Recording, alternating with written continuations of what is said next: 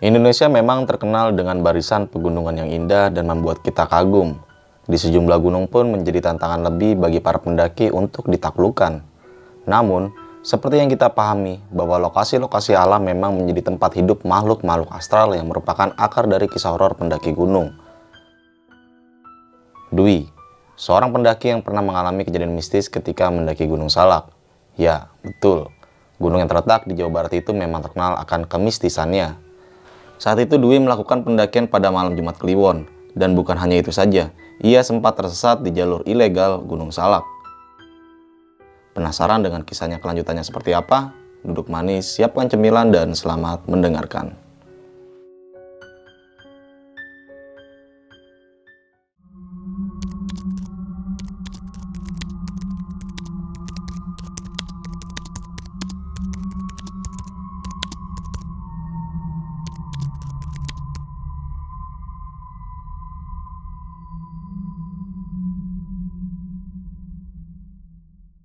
Assalamualaikum warahmatullahi wabarakatuh. Balik lagi dengan gue Indra di Besok Pagi. Sebelumnya gue sangat berterima kasih banget buat teman-teman semua yang sudah mensupport dan menonton Besok Pagi sampai saat ini. Semoga teman-teman semua yang menonton dan mendengarkan Besok Pagi sampai saat ini selalu diberikan kesehatan oleh Tuhan Yang Maha Esa.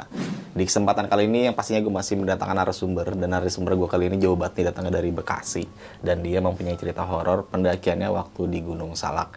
Oke, mungkin kita langsung aja nih sapa narasumber gue kali ini. Halo Bang. Halo Bang. Bang siapa nih? Dwi Bang. Bang Dwi. Nah, Bang Dwi ini dari Bekasi, Jawa Barat. Berapa jam Bang kesini Bang? Ya 2 jam lah. 2 jam lah ya? 2 jam. Gokil. Nah, nih Bang Dwi di Gunung Salak nih ya. Ini tahun berapa sih kejadiannya? Baru Bang, kemarin awal 2023. Oh, baru. Baru banget Nah, kejadiannya. Bang, ini juga ada dokumentasinya Bang ya? Ada. Gokil sih. Ini kalau gue lihat dokumentasi jam 2 malam ya? Jam 2 malam Bang kejadiannya.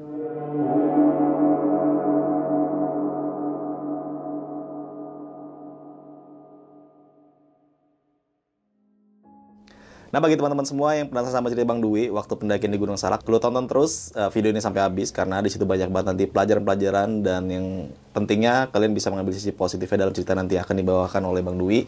Dan jangan lupa juga kalau kita ada di Instagram, yaitu Instagramnya besokpagi.edv, karena di situ banyak banget informasi tentang trip pendakian gunung atau sewa rental pendakian, karena kita juga menyediakan sewa rental ya. Jadi bagi teman-teman semua yang tidak mempunyai alat pendakian dan butuh, kita menyediakan semua itu. Langsung aja simak di besokpagi.tv Instagramnya. Dan jangan lupa juga dengarkan kita di podcast pendakian horor, yaitu di Spotify dengan keywordnya podcast pendakian horor Besok Pagi. Langsung muncul lah tuh. Nah, Bang Dwi juga mempunyai channel YouTube nih ya Bang ya? Iya. Ini explore juga, gokil nih channelnya nih. Nama channelnya apa Bang Dwi? Channelnya Tidak Takut Setan Bang. Nah, tidak takut setan. Nggak perlu takut kita Nggak perlu setan. takut lah ya. Gokil sih itu channelnya. Jadi bagi teman-teman semua langsung simak aja channelnya Bang Dwi. Tidak Takut Setan. Untuk lebih jelas dan detail, gue cantumin juga di kolom deskripsi. Oke nih, Bang Dwi. Mungkin kita nggak usah berlama waktu lagi kali ya. Iya. Dan teman-teman mungkin penasaran dengan cerita Bang Dwi seperti apa dan kayak gimana. Kita langsung aja masuk ke ceritanya.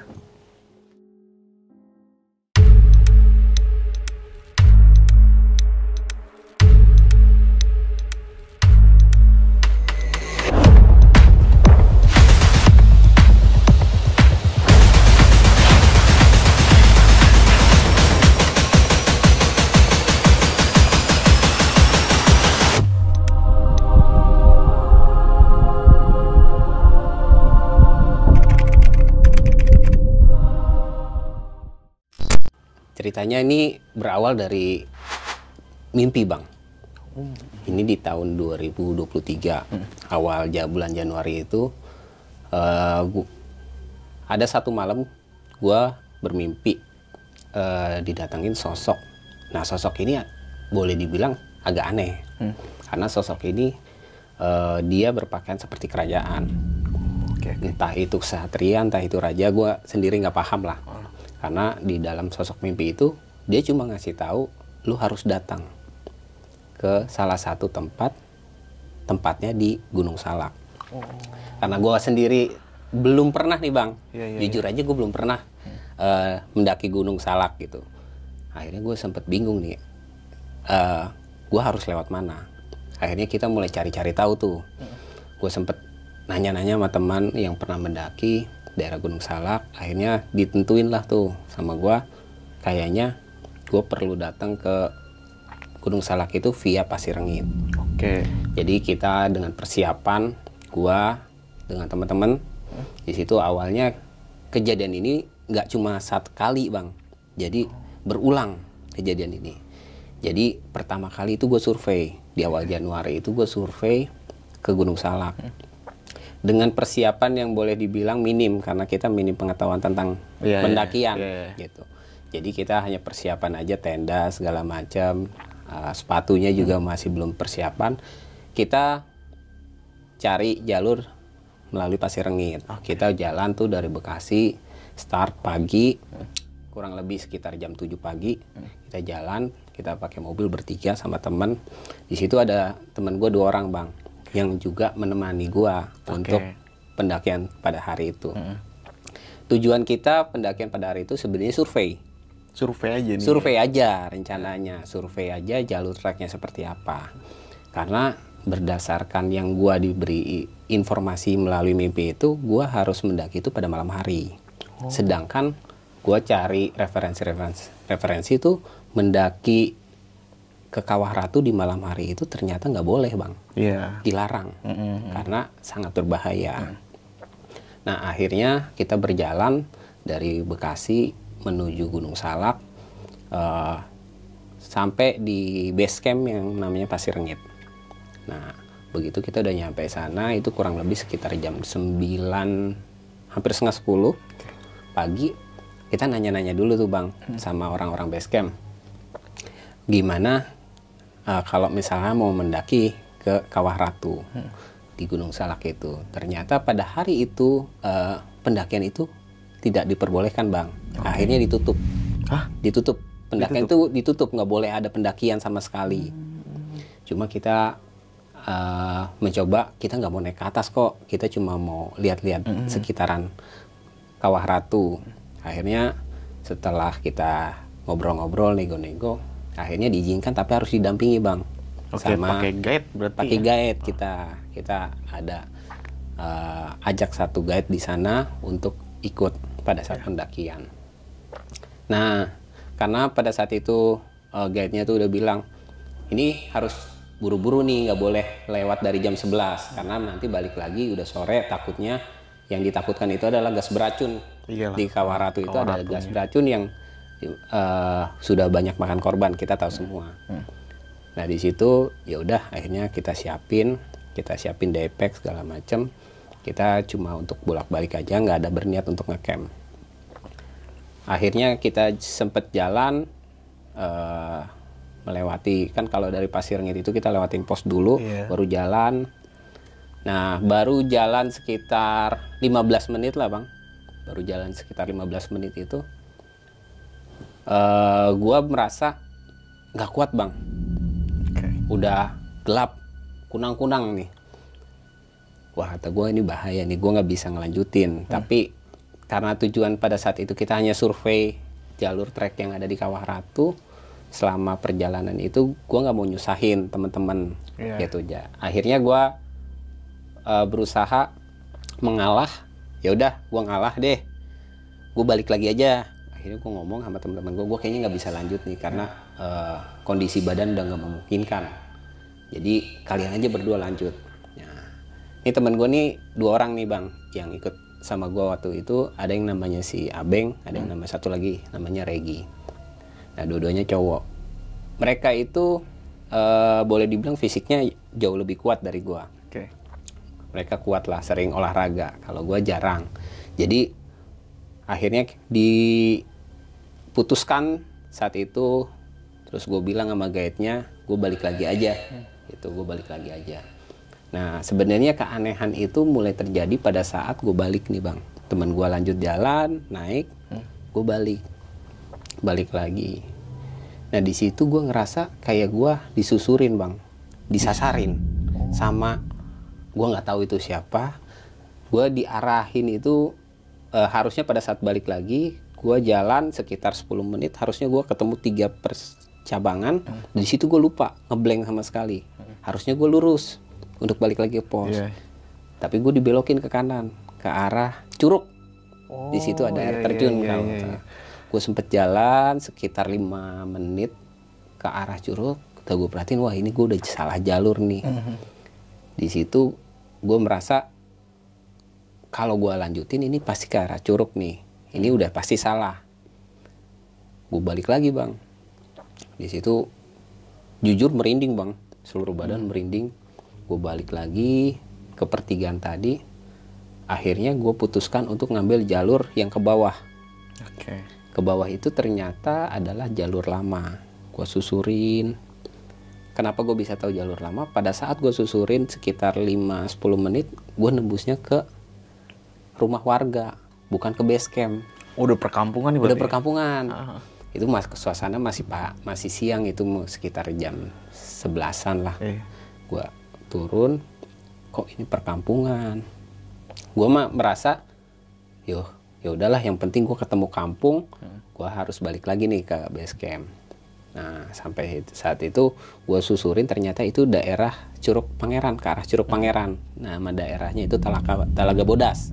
Kalau orang-orang penonton yang pernah ke sana mungkin tahu tuh nama areanya.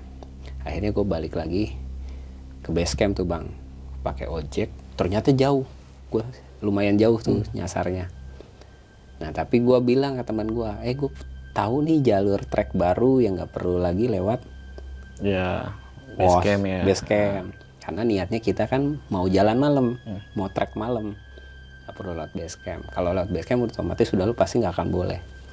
Akhirnya gue kasih tahu teman gue, yaudah apalin aja jalurnya ke arah Kawah Ratu. Akhirnya singkat cerita, teman gue udah nyampe Kawah Ratu sekitar jam 1:30. Dia foto-fotoin tuh areanya, dia videoin, dia kasih tahu ke gue. Terus pada saat itu gue bilang, yaudah nggak usah lama-lama, balik lagi aja. Nanti kita ngecamp di area dekat Talaga Bodas. Nanti malam kita jalan lagi naik ke atas. Rencana di awal. Pada saat temen gue udah balik, ya kita jam 3, jam 4 dia udah balik, temen gue udah balik dari Kawah Ratu. Kita akhirnya susun strategi bang. Susun strategi bagaimana caranya kita bisa tetap jalan ke Kawah Ratu, tetapi tidak harus melewati pos. Boleh dibilang, dan ini nggak boleh ditiru sebenarnya ya. Ilegal ya. Ilegal ya, ini nggak boleh ditiru karena pada saat itu memang jalur pendakian Kawah Ratu itu nggak boleh bang, ditutup kalau nggak didampingi oleh guide gitu. Jadi akhirnya gua bertiga pindah tempat tuh. Kita pindah tempat, yang tadinya di base camp, kita pindah tempat ke area Talaga Bodas, turun lagi menyusuri ke arah Curug Pangeran. Di situ gua bikin pasang tenda. Itu pasang tenda. Gue bilang sama temen gue, ya mungkin jam 10 jam 11 kita start trek nih nanti malam. Karena temen gue baru balik dan belum punya pengalaman mendaki ya bang. Ya cukup melelahkan buat mereka. Dia bilang, yaudah gue istirahat dulu. Nah, pada saat kita udah istirahat, persiapan, buka logistik buat makan malam. Nah, disitulah suasana itu berubah. Suasana berubah, hujan yang nggak berhenti bang. Itu mulai dari jam 9 malam itu hujan. Awalnya kita pikir cerah, tapi hujan. Ya udah kita diem dulu tuh, kita nggak mau keluar tenda, dan kita nggak mau belum mau memutuskan untuk jalan ke Kawah Ratu pada saat itu. Nah, keanehan pertama pada saat kita lagi ngecamp di area bawah itu dekat Talaga Bodas, itu sekitar jam 10 malam, gue ngerasa pas lagi istirahat itu tenda dikelilingin orang bang. Orang? Iya. Jadi orang ini gue nggak tahu siapa. Padahal tenda kita itu jauh dari area ramai. Kita benar-benar mojok tuh tenda kita. Jadi sedikit gue jelasin, gue ngecamp di area yang dimana itu deket sama jalur trek lama bang, yang tadi pagi gue turun, tadi siang gue turun gitu. Deket banget itu, cuma tinggal ngelewatin jembatan itu udah langsung bisa langsung ke atas. Dan malam itu ada orang berjalan bang. Itu yang ngedengerin gak cuma gue, teman gue si Abeng juga ngedengerin. pada saat kita ngedengerin ini ada orang yang keliling, awalnya kita masih diem bang, tatap-tatapan, tapi akhirnya kita keluar coba konfirmasi, lihat siapa yang lewat. Ternyata kosong bang, nggak ada apa-apa, nggak ada apa-apa. Dan itu ya benar aja sepi. Belakang kita hutan, depan kita kali kecil, itu nggak ada apa-apa, nggak ada orang sama sekali. Dan kondisi di situ emang lagi sepi. Terus akhirnya kita diskusi lagi sama teman gua, ini gimana? Kita mau lanjut tetap ke atas apa kita turun aja, kita lah schedulein, jadwalin lagi nanti minggu depan. Akhirnya setelah berembuk itu kita menunggu cuaca jam 2, hampir setengah 3 lah bang, hampir subuh. Kita putusin, udahlah kita nggak usah lanjut dulu karena cuacanya nggak memungkinkan nih. Kita juga nggak ada yang bawa jas hujan, kita juga nggak ada yang penerangan juga masih minim, nggak banyak. Akhirnya kita putuskan, udah kita ngecamp aja sampai besok pagi di sini dan nggak usah ngelanjutin. Nah singkat cerita, setelah kita pulang balik lagi ke rumah masing-masing, kita masih penasaran nih bang dengan apa sih yang akan terjadi di Gunung Salak gitu, dengan informasi-informasi yang gue dapetin pada saat itu. Akhirnya kita penasaran dan kita memutuskan balik lagi bang. Balik lagi ke Gunung Salak minggu depannya. Kita penasaran ya? Penasaran bang, karena rasa penasaran itu kan nggak bisa diungkapkan ya bang. Iya. Bagaimanapun kita harus mengetahui gitu. Bagaimanapun kita harus membuktikan ada apa sih. Nah cuma pada saat pendakian kedua ini, gua ada satu teman gua namanya Mas Denny. Dia ikut, jadi genap berempat kita jalan. Cuma akhirnya kita putuskan kita jalan itu dari Bekasi jam 6 sore, maghrib. Kita jalan dari Bekasi supaya nyampe ke Gunung Salak itu ya udah mendekati jam 9 lah gitu kan. Karena jaraknya kurang lebih 3 sampai 3,5 jam ke Gunung Salak. Nah, kita langsung tuh menuju titik poin. Kita bawa mobil dari Bekasi ke Gunung Salak. Persis nyampe area dekat Curug Pangeran itu yang namanya Telaga Bodas. Itu persis jam 9:30 malam. Dengan kita siapin perbekalan semuanya, logistik, dan kali ini lumayan sedikit agak lebih matang bang, ya dengan penerangan semuanya.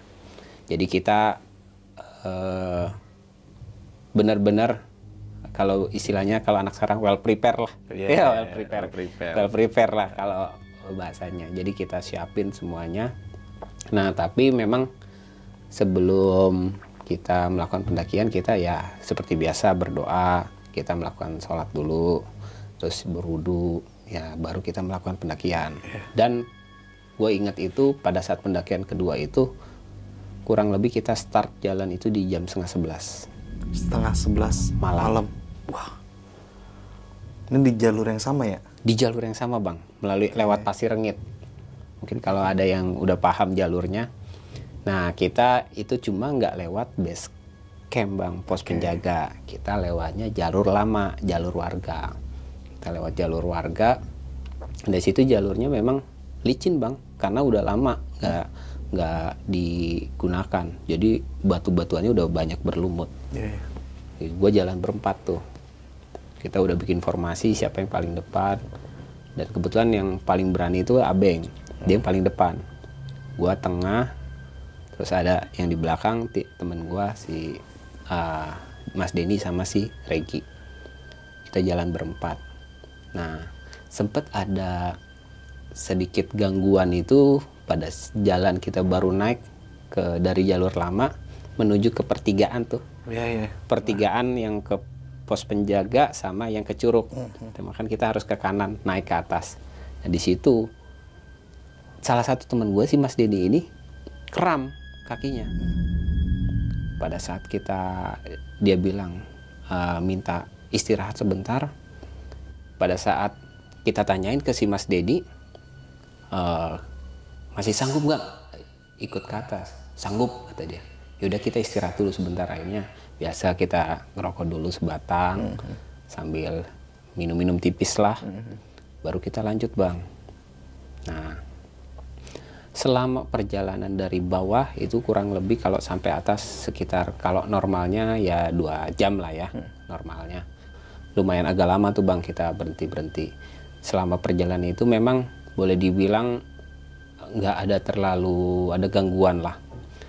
Cuacanya cerah banget, terus juga nggak ada hujan tuh nggak turun, bener-bener terang enak untuk mendaki lah pada malam itu. Kita susurin, cuma memang ada satu keanehan. Apa tuh Bang?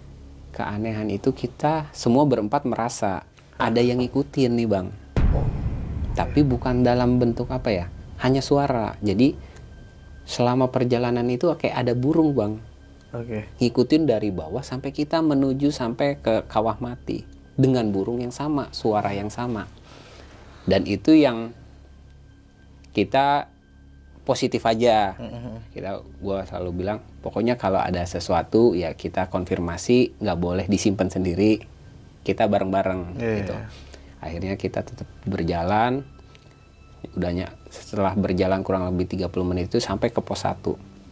Di pos 1 itu ya biasa kita cuma buka perbekalan sedikit, snack, terus merokok dulu. Di situ kita 1-2 batang masing-masing, istirahat sebentar, ngelurusin kaki, ya mungkin sekitar 15 menit.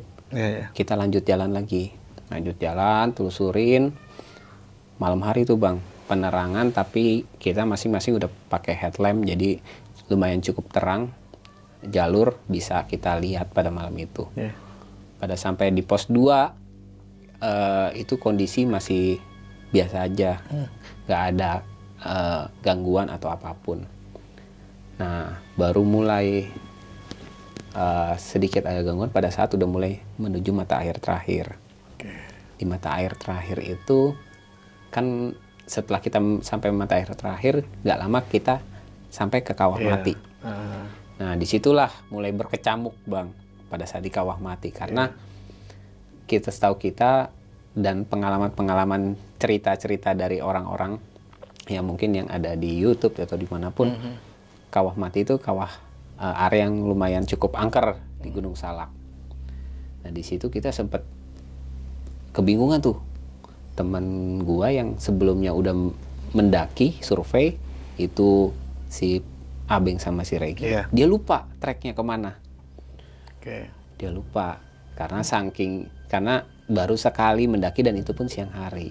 Akhirnya pada saat malam itu kita muter-muter di Kawah Mati itu sekitar mungkin 15-20 menit untuk nyari jalur. Dengan kondisi ya kita sama-sama nggak ada yang tahu Bang. Gue baru pertama kali mendaki ke Salak. Mas Denny juga baru pertama kali, dan yang lainnya baru yang kedua kali, dan itu pun di pagi hari, di siang hari. Jadi melihat perbedaan jalur trek di siang hari sama malam hari itu kan jauh berbeda.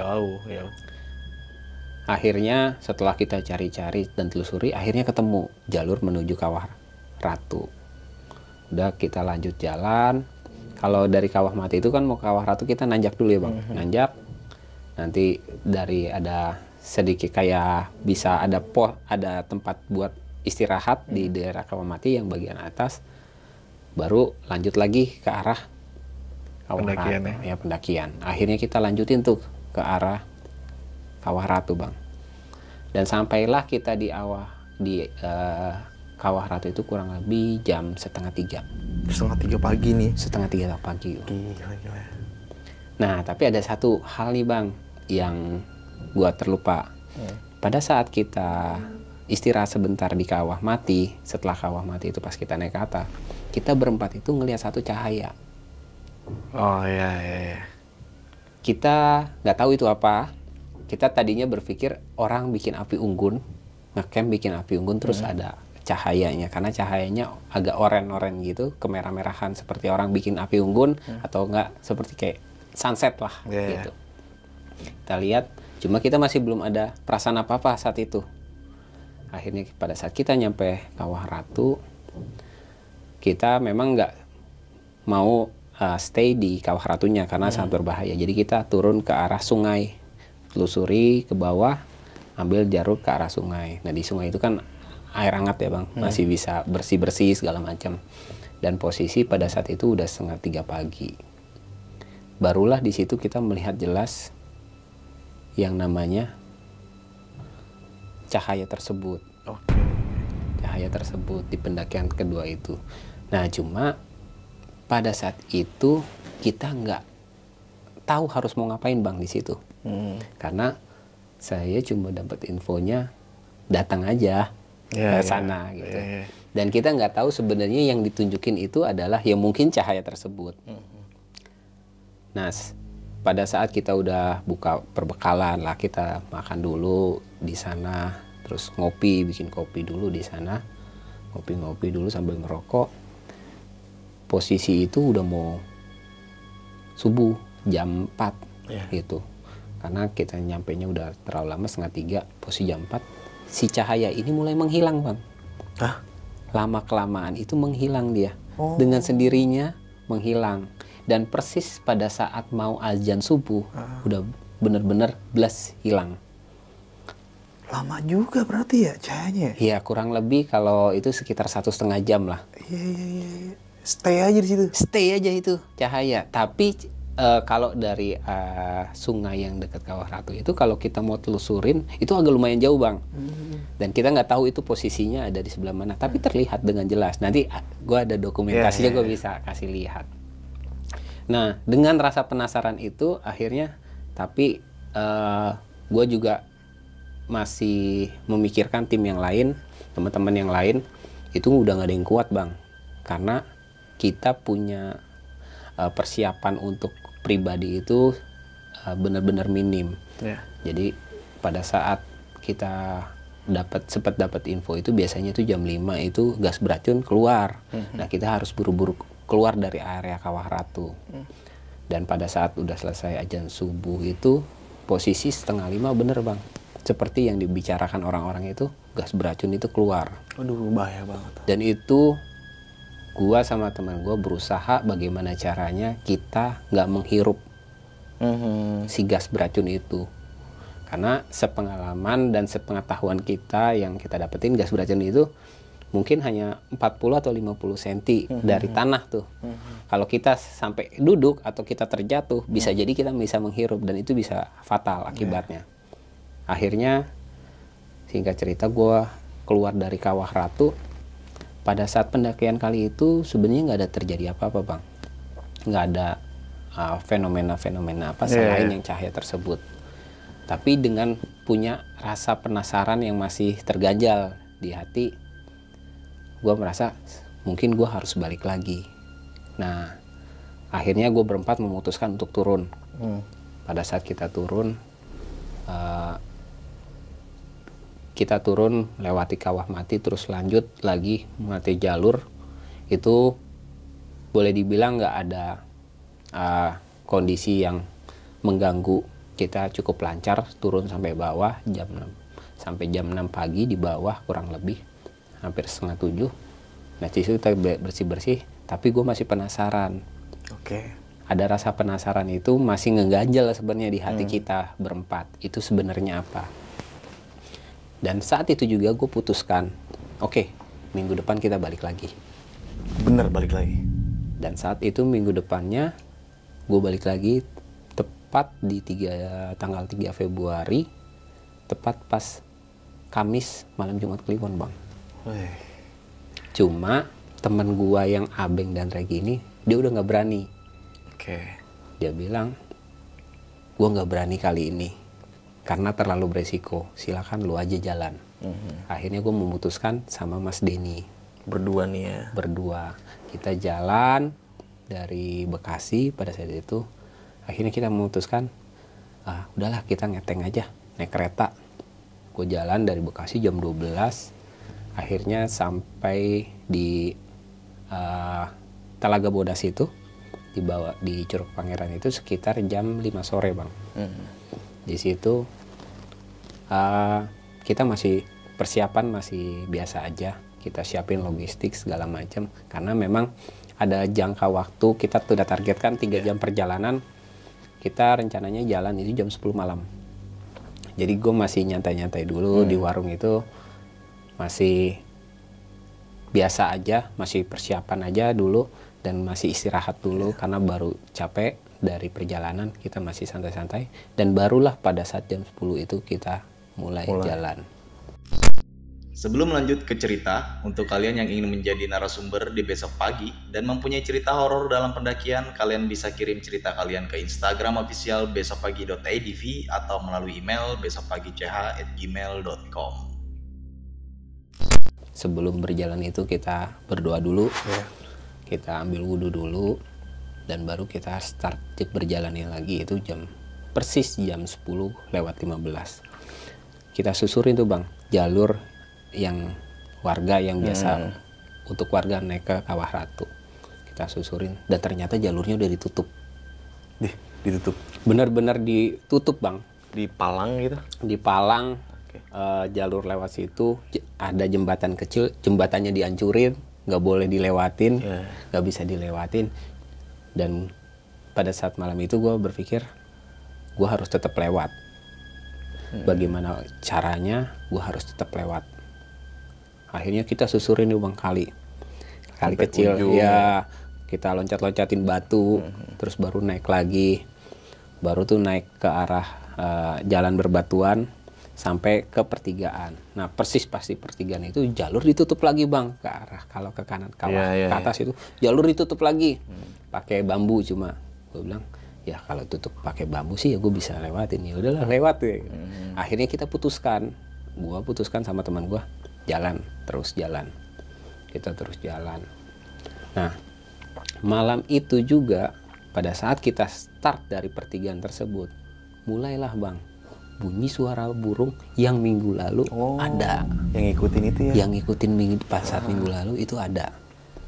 Suara burung itu terus ngikutin selama perjalanan. Di situ gue bikin formasi, gue paling depan, si Mas Denny di belakang, kita rapet jalan nyusurin. Nah selama perjalanan itu ya kita sambil zikir, berjalan. Pada saat udah nyampe pos 1 itu kita istirahat dulu sebentar. Setelah 30-40 menit perjalanan kita istirahat di pos 1. Nah di sini sedikit ada keanehan Bang, karena awalnya gue mau lama nih di pos 1 ini, mau istirahat yang mungkin sekitar 20 menit 30 menit lah, tapi akhirnya nggak bisa karena si suara burung ini makin kenceng Bang. Kayak makin ngusir Bang. Dia bunyi terus suaranya, kalau seperti suara itik ya. Jadi suara bebek, suara burung tapi bebek, tapi ada di atas Bang. Di atas pohon ya? Di atas pohon. Dan itu pada saat kita lagi ngerokok baru sebatang, udah keras aja, ngusir, kayak ngusir kita supaya cepet buru-buru, nggak lama di situ. Akhirnya gue bilang sama Mas Denny, Mas kita lanjut lagi Mas, kayaknya udah nggak diperbolehkan kita terlalu lama di sini. Akhirnya kita jalan lagi, nusurin. Pada saat malam itu situasi suasananya, cuacanya mendukung Bang, cerah, tidak ada hujan. Itu nggak ada, anginnya itu pun biasa aja. Sebenar-benar malam itu suasananya bukan suasana Gunung Salak lah. Kalau kita sering ke Gunung Salak kan pasti selalu ada hujan, nggak lama hujan. Bukan suasana Gunung Salak. Kita susurin terus sampai akhirnya kita berada di air mata terakhir, terus nyampe Kawah Ratu.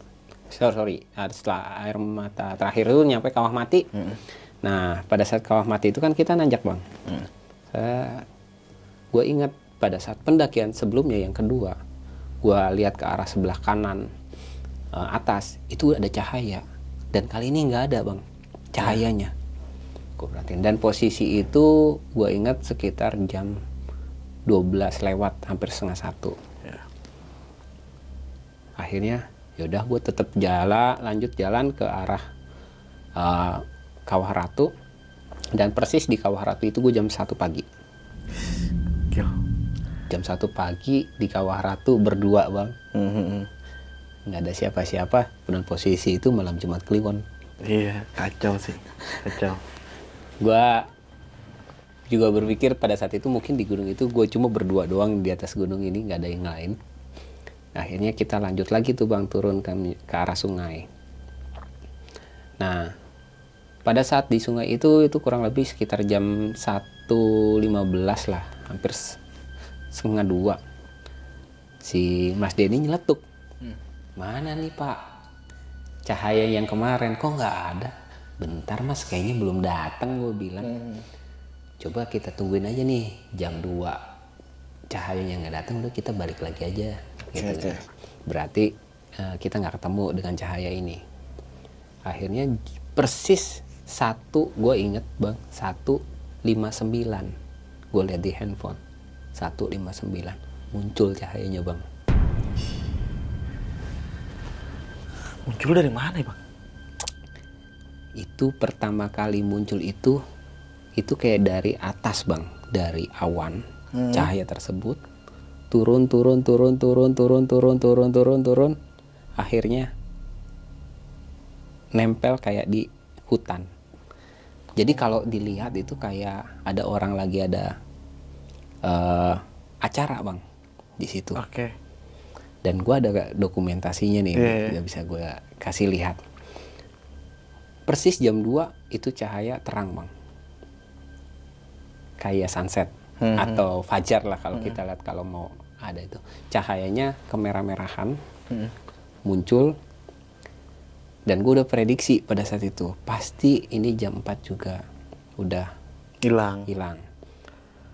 Akhirnya dengan rasa penasaran gue coba susurin bang ke bawah, ikutin tuh kemana nih sebenarnya cahayanya. Gue ikutin, gue susurin tuh sungai berdua sama teman gue, karena di situ kan lu harus loncat-loncat bang kalau di sungai itu, lu nggak bisa ngikutin satu jalur, lu harus loncat lagi supaya dapat daratan. Nah gue susurin terus sampai akhirnya pas mentok udah nggak ada lagi tempat yang bisa lu pijak kecuali sungai tersebut. Di situlah gue berhenti karena gue bilang, wah ini udah nggak bisa lagi nih kita cari tahu apa nih cahaya tersebut. Akhirnya pada saat gue berdiskusi sama teman gue, bagaimana nih mas? Dia bilang, udah kita balik aja, bentar lagi udah mau subuh. Dan benar seperti dugaan kita yang sebelumnya, pada saat mau azan subuh cahaya tersebut hilang bang. Hilang. Dan gue bilang sama mas nih, ya udah kita balik buru-buru karena 4:30 gas beracun itu keluar. Tapi karena gue berbekal pengalaman dari pendakian pertama dan kedua, gue udah siapin tuh bang persiapan kalau seandainya ada gas beracun. Kita udah siapin masker kimia yang biasa dipakai orang kalau untuk laboratorium. Saya udah siapin, gue udah siapin semua. Jadi pada saat melewati Kawah Ratu itu kita naik lagi, itu udah gas beracun udah keluar tuh. Kita pakai itu karena jujur aja itu berbahaya. Pastilah bang. Karena pada saat pendakian kedua itu gas tersebut sempat kena mata bang. Kenapa? Mata gua itu perihnya banget dan bikin kita kayak sakit mata, jadi keluar kotoran semuanya. Itu perih banget, apalagi kalau sampai masuk ke dalam tubuh kita. Nah pada saat kita selesai dari Kawah Ratu, disinilah ujian terberat ternyata. Pada saat kita mau ke arah Kawah Mati, di situ badai angin bang. Bener-bener badai, karena kecepatan angin itu bisa bikin waktu itu kita pada saat udah mulai henti kita pakai jas hujan, udah bikin jas hujan kita terbang-terbangan. Wah gue bilang badai angin ini, gimana caranya kita harus buru-buru turun, nggak boleh di atas. Akhirnya pas turun menyusuri mau ke arah Kawah Mati dari Kawah Ratu. Nah disinilah yang paling ditakutkan oleh para pendaki di Gunung Salak, turunnya kabut halimun. Dan pada saat itu gua ngalamin bener-bener pada saat nyampe Kawah Mati kabut halimun turun bang. Dan di kabut halimun inilah benar seperti cerita-cerita orang yang bisa bikin linglung. Akhirnya pada saat turun Kabut Halimun, gue coba cari jalur, nggak ketemu. Karena pertama jarak pandang itu terbatas, yang kedua itu bikin kita berhalusinasi, Bang. Nah, entah cerita orang mungkin akan masuk ke dimensi lain, ya itu kita kurang tahu. Tapi pada saat yang gue alamin, bertemu Kabut Halimun di situ, gue coba cari jalan dan nggak ketemu. Gue cuma muter. Dan teman gue yang namanya Mas Denny ini bener-bener linglung, Bang. Linglungnya kayak gimana tuh? Nah, pada saat gue telusurin kan gue mimpin, Bang. Mimpin nyari. Ternyata bukan jalan, bukan jalur. Dia bilang, sini Pak, gue yang mimpin, lu udah linglung. Dia bilang gitu. Akhirnya dia yang mimpin. Yaudah deh Mas, coba lu pimpin. Dia gantian, dia yang mimpin jalur. Dia cari jalur. Tapi yang gue lihat malah dia yang linglung. Dia malah ngajak gue balik lagi ke Kawah Ratu, Bang. Wah, naik lagi dong ya? Gue naik lagi. Dia ngajak naik lagi. Dia udah di situ kita sempat berdebat, Bang. Enggak, ini yang benar kok. Ini yang benar. Gue bilang, Mas, bentar Mas. Pada saat kita mau naik, gue senter tuh. Ada papan, tulisannya ke atas Kawah Ratu. Ini ke arah Kawah Ratu. Akhirnya gue tahu dia udah mulai kehilangan kesadaran. Gue tepok di belakang. Istighfar Mas. Udah stop aja dulu, kita berhenti di sini. Dan di situ kita berdoa dulu.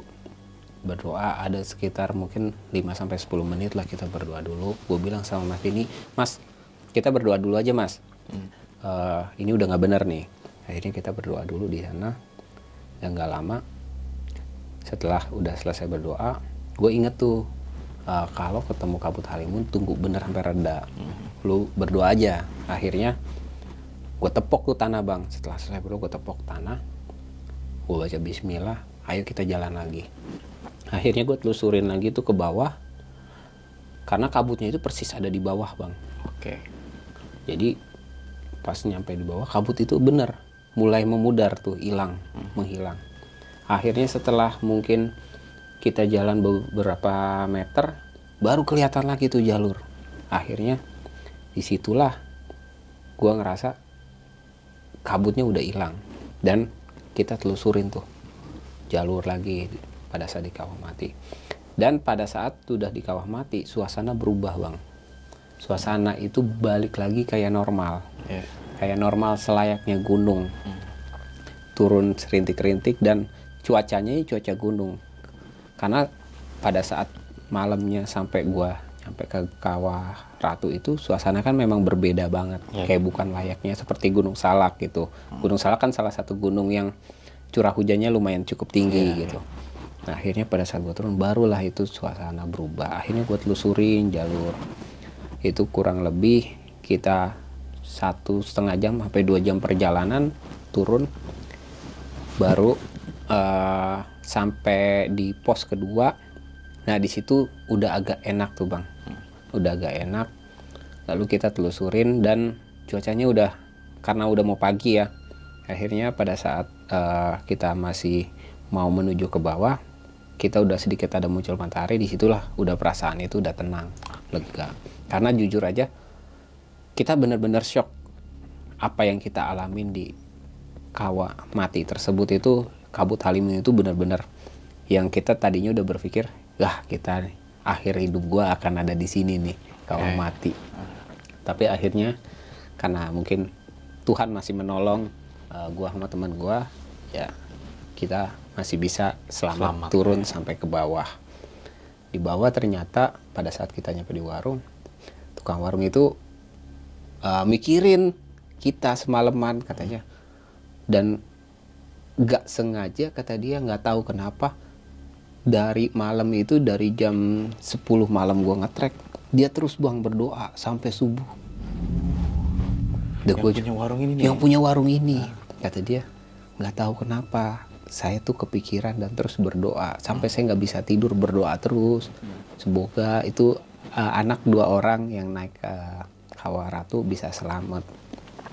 Nah, akhirnya ya udah apa yang kita temuin itu sempat kita ceritain ke penjaga warung itu, tapi dia juga nggak tahu itu cahaya apa, karena dia sendiri belum pernah ngalamin dan belum pernah juga ke Kawah Ratu malam-malam, pagi-pagi buta jam 1 pagi itu dia mereka belum pernah. Udah gue coba tanya-tanya sekitar apa ada yang pernah ngeliat, ternyata juga banyak nggak ada yang tahu apa kejadian fenomena itu apa sebenarnya. Ya mungkin juga kalau misalkan di sini nih besok pagi ada yang mengerti nih penontonnya nih, atau mungkin ada orang daerah Gunung Salak yang tahu cahaya tersebut, mungkin juga bisa komentar. Boleh. Ya mungkin juga bisa mengurangi rasa penasaran yang gue sampai saat ini juga masih belum tahu itu sebenarnya apa, Bang. Gitu. Jadi pengalaman gue selama pada saat bulan Januari Februari itu benar-benar pengalaman yang cukup boleh dibilang menyeramkan, dan juga banyak pembelajaran yang gue bisa pelajari itu. Jadi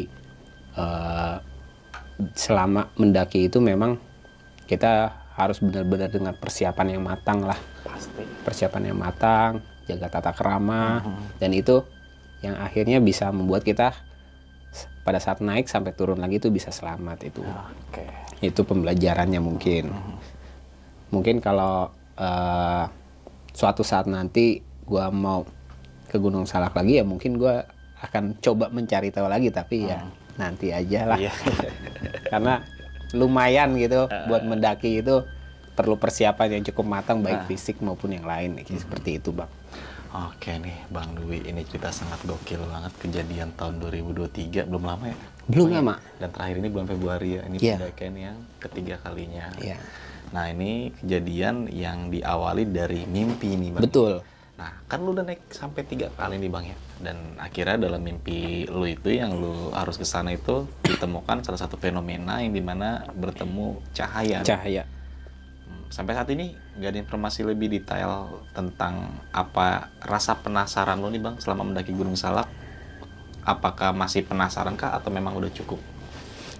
Kalau untuk cahaya tersebut sih mungkin masih penasaran ya Bang. Sebagai namanya kita manusia yang punya akal logika, itu cahaya apa? Karena masih belum masuk di akal, karena dibilang matahari bukan, dibilang itu cahaya bulan juga bukan. Tapi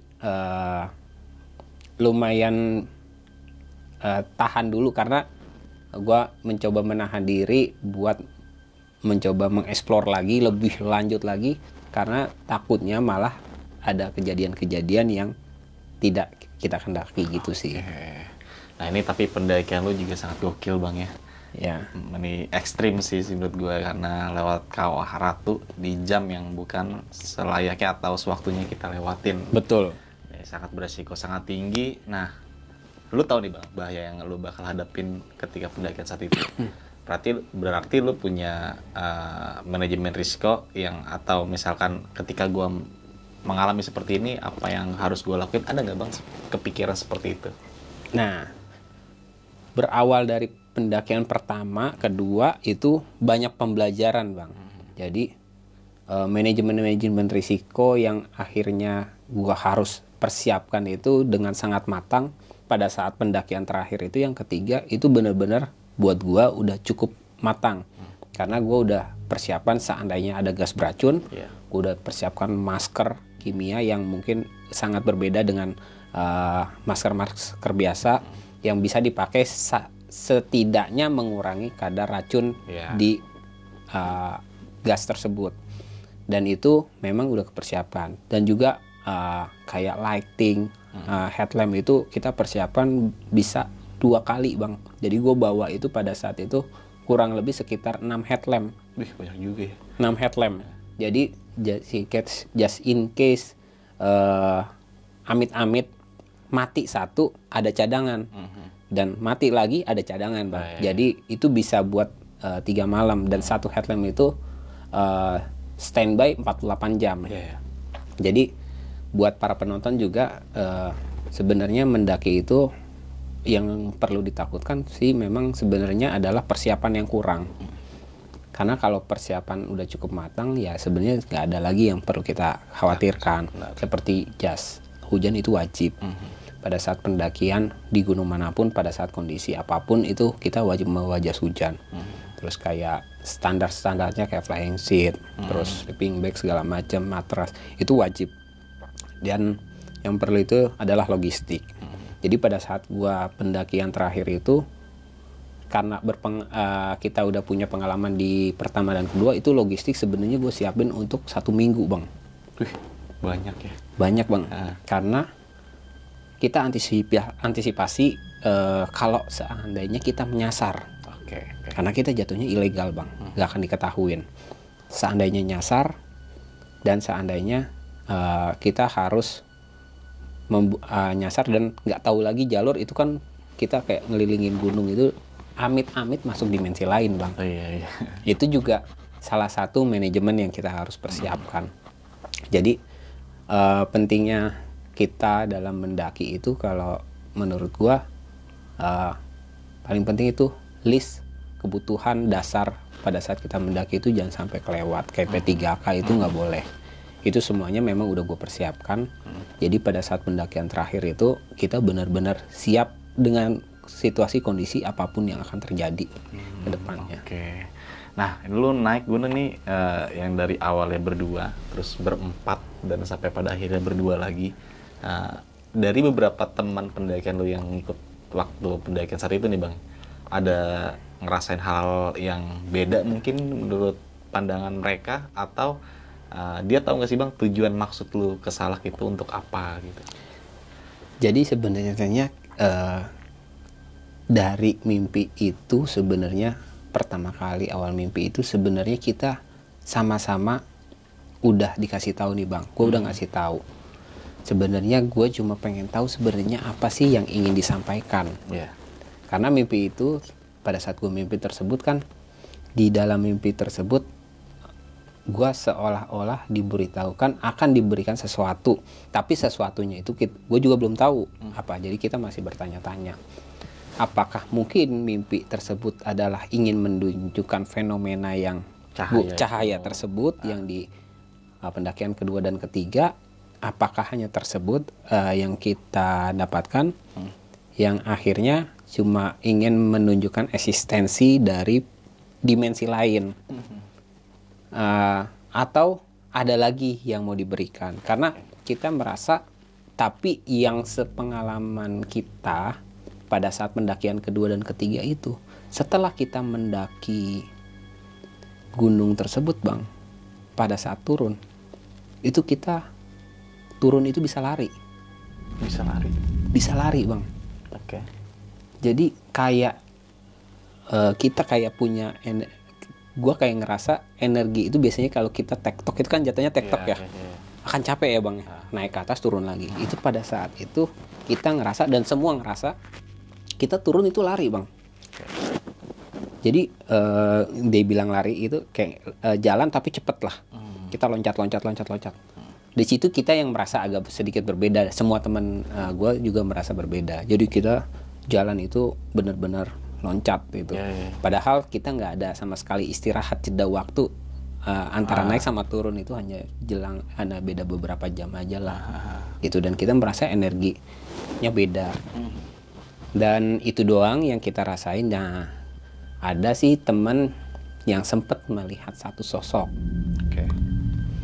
Jadi pada saat gue udah nyampe di bawah itu di pendakian ketiga, teman gue ini Mas Denny, dia bilang sebenarnya dia tuh mungkin orang yang indigo ya, bisa ngelihat kayak gitu. Kalau gue mungkin bukan. Dia ngelihat. Jadi katanya menurut dia selama perjalanan kita naik itu banyak mata yang memandang.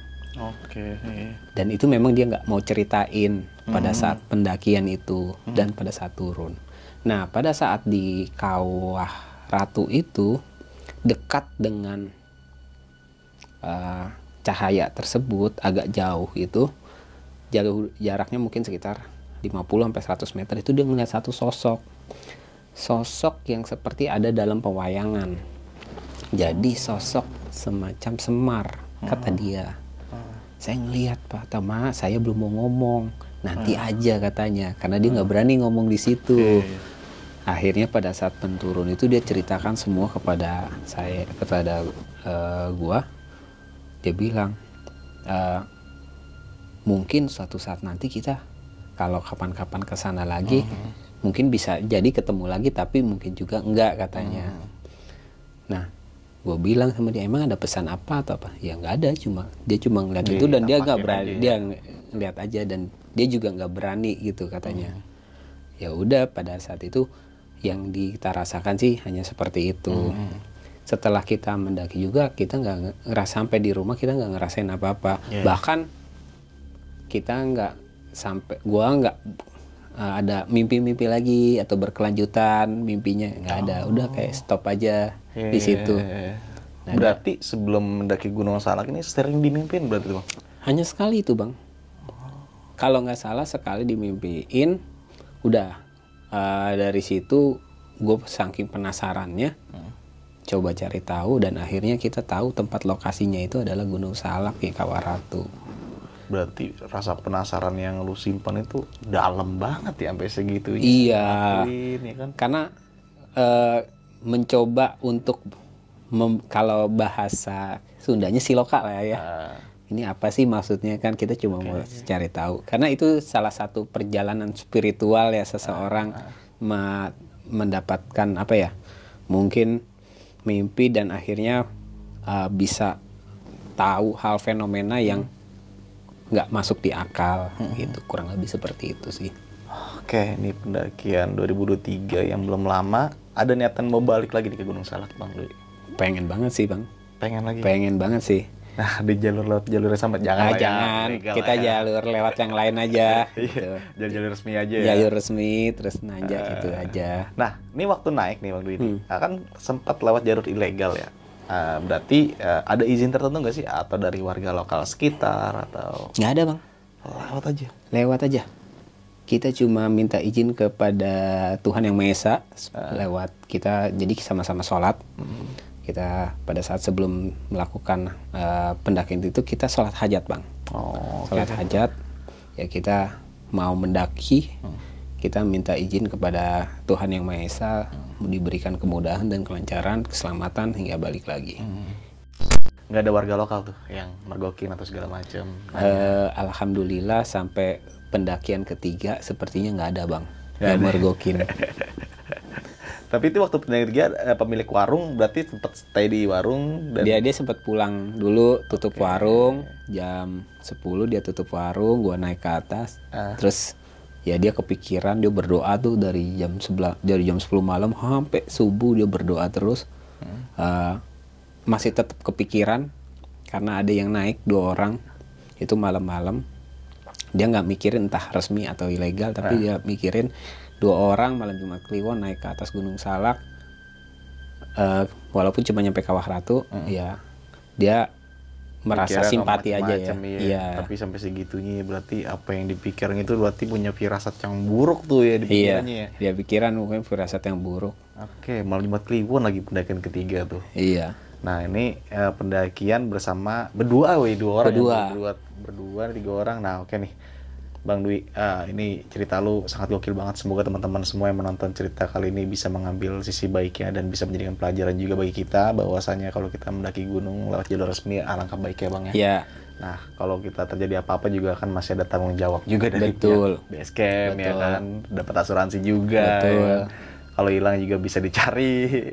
Ini pendakian sangat gokil sih, sampai pada akhirnya menemukan suatu fenomena atau penampakan sebuah cahaya jam 2 malam. Nanti untuk jelasnya videonya bakal gue cantumin di video kali ini, itu bukti dokumentasinya bagi teman-teman semua. Dan jangan lupa juga nih, Bang Dwi juga mempunyai channel YouTube, yaitu channel YouTube-nya apa? Tidak Takut Setan. Tidak Takut Setan. Di situ juga dia mengeksplor berbagai tempat juga Bang ya. Iya, tempat-tempat. Nah, domisilinya di Bekasi tuh. Jadi teman-teman semua mungkin yang punya tempat nih yang horor, pengen penasaran nih tempat horor apa sih isinya segala macam, itu bisa tuh Bang.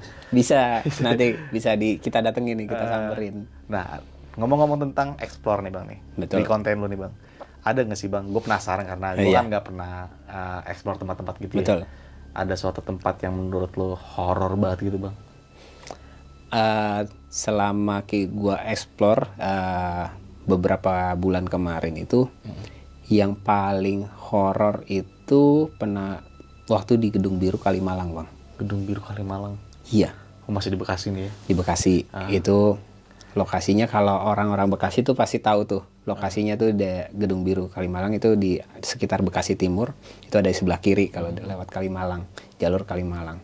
Itu paling lumayan seram kalau menurut gua. Karena apa? Fenomena-fenomena gaibnya itu berasa banget, Bang. Berasa banget mulai dari kita pertama kali explore sampai mau terakhir itu kita semua ngerasain penampakan-penampakan, suara-suara, dan di situ banyak banget, dan bentrokan energi sih kalau menurut kita tuh kayak ada bentrokan energi antara manusia dengan makhluk gaib itu banyak terjadi di situ karena biasanya sangat menguras tenaga. Ya. Betul. Nah, muncul berarti ada penampakan juga tuh di explore itu. Muncul, Bang, berkali-kali. Wih, gokil. Berkali-kali. Jadi mulai dari pertama kali itu kameramen kita di lantai 1 itu ada sosok yang manggil Kak. Dan hanya dia yang dengar. Tapi masuk ke kamera. Masuk ke kamera, masuk ke rekaman semua. Wih, Kak. Dan kita nggak ada yang dengar. Gua sama hostnya tuh nggak dengar, tapi si kameramen dengar. Dengar banget, jelas katanya. Nah, setelah itu masih di lantai yang sama, si hostnya nih yang dapat gangguan itu ada dipanggil apa namanya, siulan. Jadi kayak ada orang yang siul tapi agak jauh. Dan di situ gantian, hanya didengar oleh si host tersebut, si kameramen, dan gue nggak ngerasain. Iya, tapi masuk audio. Masuk audio. Nah, lanjut kita ke lantai 2-nya, itu mulai itu kameramen ngelihat sekelabatan bayangan hitam lewat di belakang pada saat lagi tag ngambil video. Nah, itu memang kita berasa kayak ada yang lewat gitu. Tapi dia jelas karena dia lihat kamera ada yang lewat ya kan. Pasti, ya. Di belakang kita. Nah, tapi itu ini muncul di YouTube.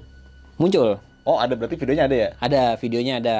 Bisa dicek nanti di video di channel Tidak Takut Setan. Ada Gedung Biru Kalimalang. Gedung Biru Kalimalang ya. Itu muncul. Itu muncul. Terus si hostnya sempat ngelihat sosok anak kecil, Bang. Karena di situ memang katanya sekitar situ ada sosok anak kecil, ada sosok perempuan, ada sosok tinggi hitam. Itu ada semua. Dan itu benar ngelihat sosok anak kecil yang lagi ngintip. Jadi si hostnya kita lagi baru naik, belum ambil tag video. Salah satu hostnya perempuan, dia lagi nyenterin, dia ngelihat pas, tapi memang nggak kerekam kalau itu. Dia ngelihat jelas sosok tersebut. Nah, baru yang benar-benar jelas itu pada saat di lantai 4. Itu tinggi juga ya. Jadi itu ada 4 lantai. Nah, pas di lantai 4 itulah suasananya memang kalau di situ sepi, tapi berat. Kita mau ngelangkah kaki itu udah berat. Badan tuh udah capek banget gitu. Padahal cuma keliling situ ya harusnya nggak terlalu capek ya, tapi itu kayak habis jauh, energinya jauh banget, kekuras. Dan disitulah masuk ke audio full, itu suara pabrik seperti layaknya sedang berjalan operasional. Serem tuh. Nah, bagi teman-teman semua nih penasaran sama explore di gedung apa Bang? Biru Kalimalang. Biru Kalimalang, langsung aja kunjungin di channelnya Tidak Takut Setan. Nanti langsung kepo-kepoin aja itu. Gue dengar baru kali seram banget. Jadi teman-teman semua penasaran, langsung aja tengokin ya. Oke nih, Bang Dwi, terima kasih banyak ya. Sama-sama, Bang. Mau bercerita di podcast kita, yaitu cerita pengalaman pendakian Gunung Salak di tahun 2003. Semoga teman-teman semua yang menonton video kali ini bisa mengambil sisi baiknya dan bisa menjadikan pelajaran juga bagi kita semua. Dari gue Indra, saksikan video-video berikutnya dari besok pagi. Kurang lebih mohon maaf. Wassalamualaikum warahmatullahi wabarakatuh.